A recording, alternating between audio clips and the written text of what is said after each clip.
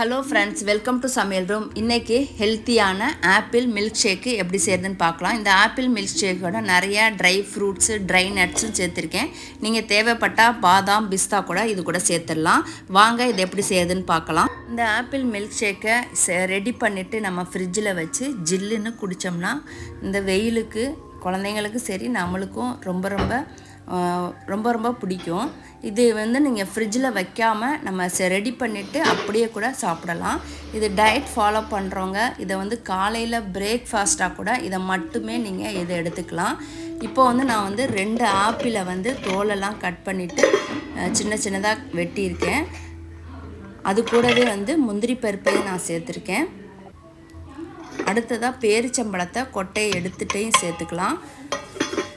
அடுத்ததாக நான் சுகர் சேர்த்துருக்கேன். இது ஆப்ஷனல் தான், நீங்கள் வேணான்னா இதை ஸ்கிப் பண்ணிடுங்க.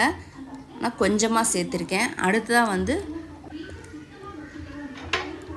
ஃபுல் க்ரீமி மில்க் சேர்த்துருக்கேன். இதுவும் உங்களுக்கு தேவையில்லைன்னா ஸ்கிப் பண்ணிடுங்க. இதெல்லாம் ஆப்ஷனல் தான்.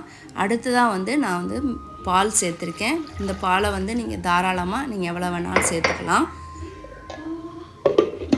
சேர்த்துக்கிட்டு இதை மிக்சியில் அரைச்சிட்டு வந்துடலாம்.